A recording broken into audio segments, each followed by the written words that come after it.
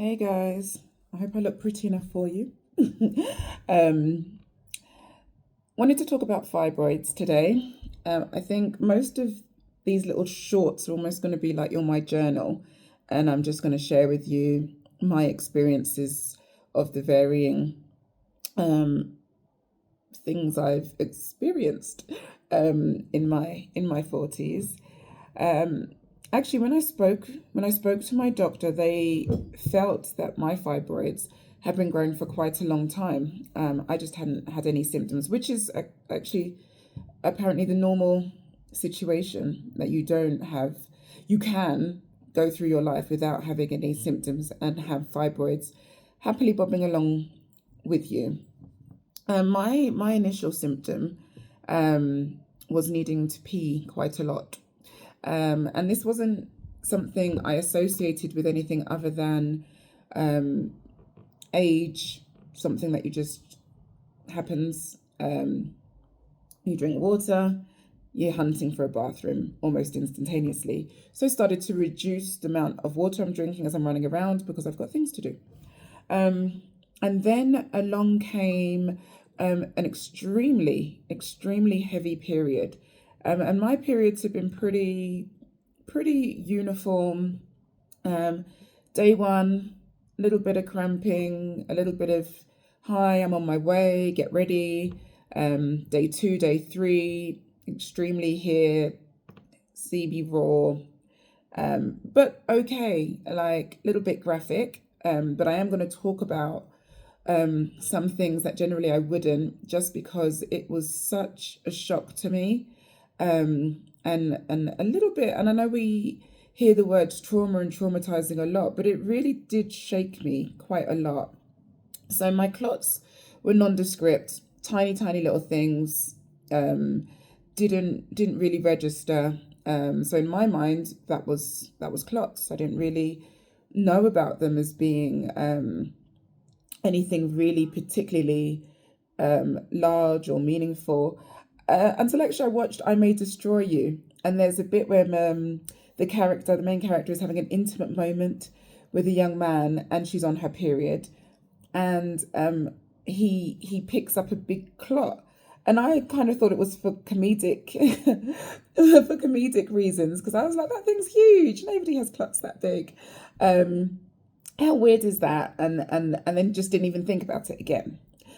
So along comes this extremely heavy period, and before it came, I was feeling really faint. I was at work. I had to go home, and then an extremely heavy period, like having to change every hour if I was lucky, sometimes before that. And then came this huge clot. And I swear, when I saw it, I was scared, I was shocked, I was not 100% sure what it was immediately. Like, I was like, is a part of me just dropped out of my body? And then I calmed down a little bit, and realized what it was, and disposed of it. But then that was the beginning. And after that, it was just very large clots, huge, like pourings. And God, I had some horrible moments, because there's no telling when you're going to get one of these real waterfalls, I will say.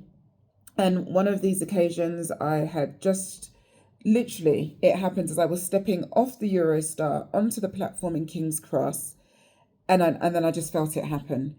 And there was nothing I could do, because I'm off the train now, I'm walking down the platform, and I guess also my brain just went a bit like, oh, here we go again. Um, Made it down, found my taxi, got home, had leaked, so embarrassed and just feeling so uncomfortable and really very upset. And I think the main thing was I just didn't feel like I had control over my body of what was happening. So this build up, the needing to go toilet a lot, the very heavy periods, led me to go and speak to my doctor. My doctor kind of dismissed it a bit. This was in Brussels. But she said, okay, we can get you to go and get a scan and see what's going on. So I went to go and see a gynecologist who had their scanning machine, because they do things a bit differently in Brussels. So I go to see this woman, and I don't even know why it was going through my head. I think I had to complete something about being 45, putting your age down. My age was 45. And I'm used to getting, oh, no way, you're not 45. Oh my goodness. Da, da, da. And so that was in my head for some reason. And so we did the scan and everything. And then after the scan, she was like, very direct, she's not French, she's from Belgium, but they have a similar tone of voice. And I guess when you translate to English, it can be quite abrupt sounding. And she was just like not overly, her bedside manner was crap in essence. Why am I trying to sugarcoat things? So anyway, we're talking. She says, well, you're 45. And I was like, yes. And she was like, so your options will probably be that they will do a hysterectomy or something like this. And I was like, oh, but I still want to have children. And she was like, oh, but you're 45. And in my head, I just was like, it kind of was like, no one was expecting when my age was going to come up. I've never seen it as a negative. I've always seen it as this cute little thing of like, oh, look at you. You don't look over 30. And then this woman's throwing it at me like a missile. And even in the report she wrote, because she was sending me over to see the fibroids specialist in the hospital, patient is 45 and insists that she wants to still have children. And it was almost like, how dare you, or what are you thinking to do such a thing? And she kept saying that my fibroids were huge, your fibroids are huge. And then she said that they were like 3 centimeters or something, like 3 or 4 centimeters. And I was just thinking afterwards that it's lucky for me that I have held events and I've had close friends who have had fibroids talk to me about their experiences and talk to others through these online sessions I used to hold about their fibroids. And they were talking 10 centimeters and bigger and really invasive and everything. But even then, I still stepped outside the surgery in shock. And I just was really upset. And I was just thinking, and that's me with background knowledge. That's me knowing in a logical sense that this isn't it. Like, I don't have to take what she's saying as gospel. But then I'm thinking, what about all those other people who this is it? This is their main source of information. Your doctor has told you this. And this is what you have to now base your decisions on. And it gets better. It doesn't finish there. So I go and see my referred to doctor. And again, really direct, not overly friendly manner. Over there in Brussels, at least in the hospitals I went to, they don't offer to cover you or give you a sheet or a towel or anything before they do the scan. And so luckily I had a scarf with me. And so I flung the scarf over myself because I just was like, this is all a bit much. I'm not like a side of mutton. Like, I am a person and this is intimate. And this was a man. And yeah, I mean, I was just thinking, is that relevant or not? But he was a white male, and all of this, and the other doctor was a white female, and all of this, I don't know, kind of did have an impact, and I don't know why. And maybe that's something for me to unpack for myself. I mean, with the man thing, fine. It's going into my intimate spaces. Our language isn't very great. Your manner is very sort of cut and dry. So already it's not that comfortable. So it makes sense. So he did the scan, off I trot. Then I have to come back to see the expert who's now going to tell me what my options are. And again, the expert was just like, look, you have so many, I can't even count them. Look, 20, 21, 22, you have so many. And they're everywhere. And I was like, okay, so what does that mean? So can I have children? Can I, what? No, there is nothing you can do here. The only thing to do here is take it out. We have to just take it all out. And I was like, so there's nothing else? No. And then we're sitting there And he's looking at me and I'm looking at him and I'm like, okay, already I'm not liking any of this. I don't feel safe with you. I don't trust you. And I don't like the way I'm receiving this information. So, polite as ever, I thanked him for his time. And I went on my way and instantly called my really good friend who I remembered had a very positive, as much as positive can be, but a positive fibroid evaluation and then surgery experience. And so I got in touch with her and spoke to her and asked her if she could give me the details of her doctor. And he was a private doctor in London, and he was an older white male. And so actually thinking about that, as to what I've just said about not being comfortable with those doctors in Brussels, his manner was completely different. He looked at the scans, he agreed that there was many scans, but he gave me more options and better explanation. So the other doctor had just been like, that's it, no can do. If you want your symptoms, the heavy periods and everything to stop, other than waiting for menopause and hoping that that naturally decreases the fibroids, the only other thing is a hysterectomy. He went through and said to me that there was the option where we leave it to the menopause and see what happens, where I could have a hysteroscopy, where they went in and removed the fibroids that were inside my uterus, and there weren't as many inside my uterus. I think there was two, quite large ones. There was many outside, and he was saying that to remove all the fibroids would be dangerous because it could cause my uterus to rupture, I don't know another way of saying rupture. It was basically, it could rupture, it could cause danger to myself, and it definitely mean I can't have children.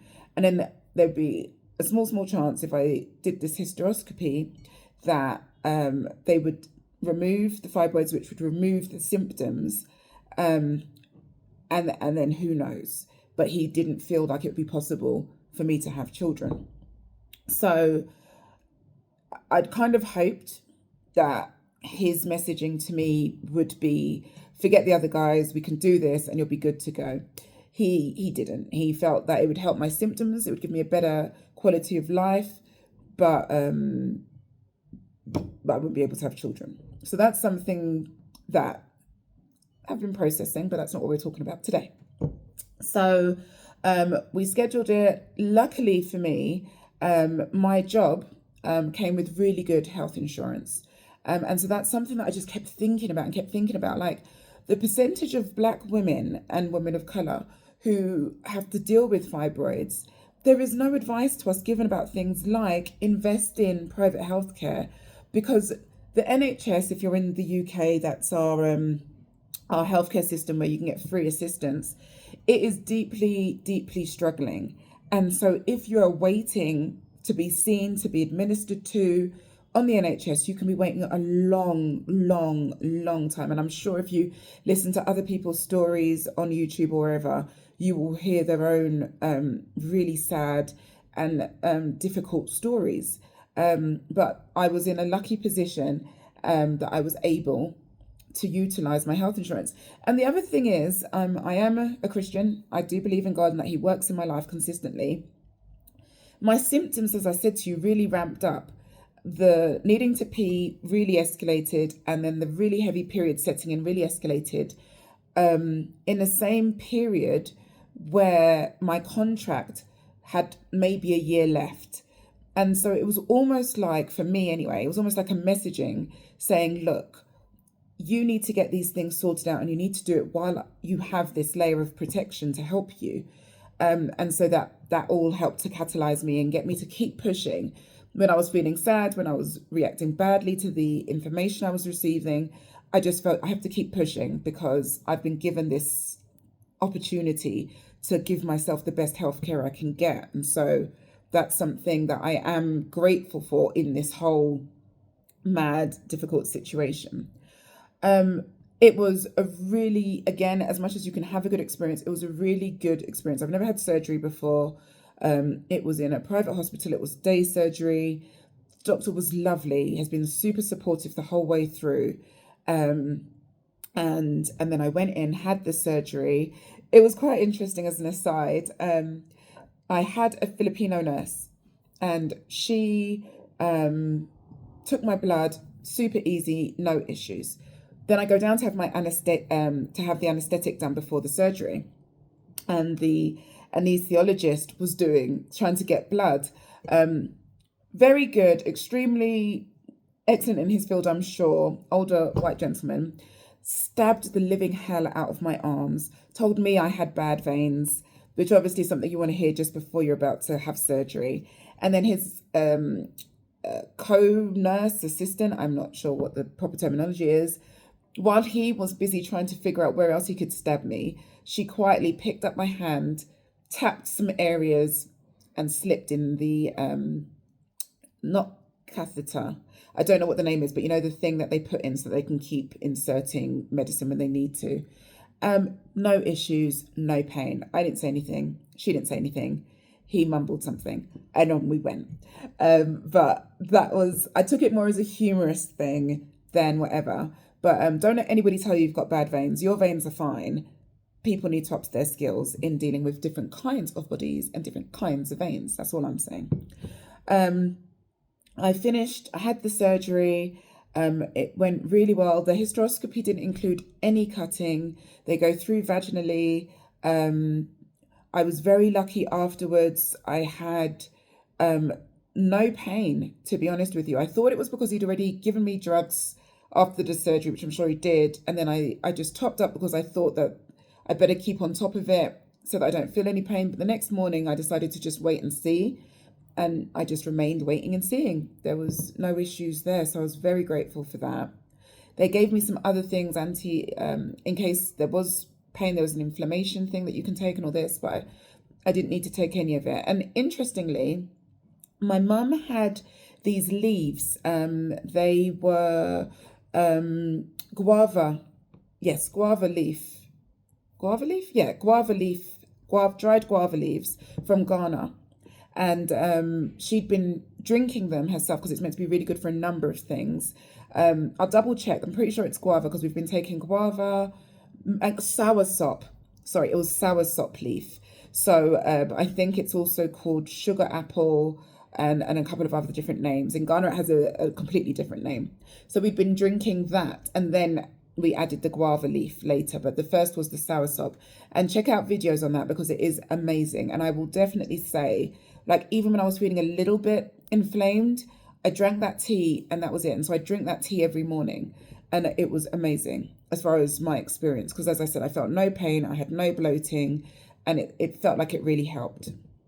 One of the things I did do, which was not very clever, was because I felt no pain and because I felt okay, I started to do more things than I should have been doing. So I was very tired and felt, it took me longer to get my head in the game. And that was because I should have just been resting and letting whatever was going on internally have the space to heal, rather than, I'm fine, let me get up and get to it and keep moving.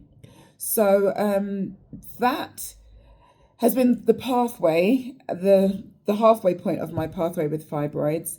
There are a number of natural remedies and supports because, as I said, I have many outside my uterus. Inside my uterus now seems to remain clear, and the symptoms have all gone. The heavy periods and the needing to pee consistently. So that's a huge benefit. But it really did impact on my mind and my body, on how I view my body and how I need to look after myself.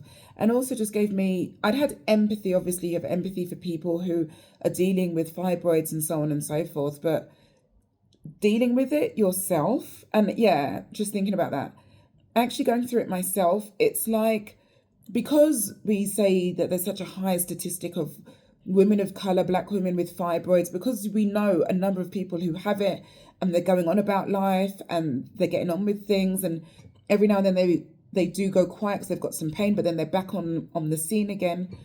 I just underestimated the impact that these cysts, these benign tumors have on your body, on your mind, on the lack of control on your body, the lack of sympathy you get, to be honest.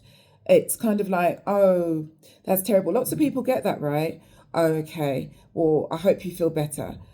But not that level of kind of, for me, the way it made me feel in comparison to how people then related to it did not match. It was as if it wasn't it wasn't of import. It wasn't as a higher level of other kinds of illnesses or conditions or what have you that you get out there. And I'm sure there's other female maladies that are so commonly talked about that we don't really recognize the impact it is having on an individual in their just general life, and how it can make you feel, and how it makes you interact with people, and how it makes you be able to function at work and in your day to day. And so that's something that I definitely would ask people to take into consideration when somebody does come to us, letting us know that they have something that may feel commonplace and may feel like it's not such a big deal, but it is to the person who is dealing with the situation. And I was very lucky, as I've said. I had friends who got it, who'd been through it, and so were able to really support me as I felt I needed to be held and supported in that time. So there lies my fibroid story, and I hope that some of it helps to make you not feel so alone. If you're going through some of what I experienced, hopefully it doesn't make you feel scared or worried to ask questions or to seek help, because it's very important to do that. And also, like, gives you license to be as upset, sad, angry, confused, frustrated as it can make you feel. It's absolutely your right to feel that. This is happening to you. It's something you have to adjust to and become acquainted with, build a relationship with, to be able to find your way forward. So much love, tons of support, and all the best to you, my sisters. Thank you.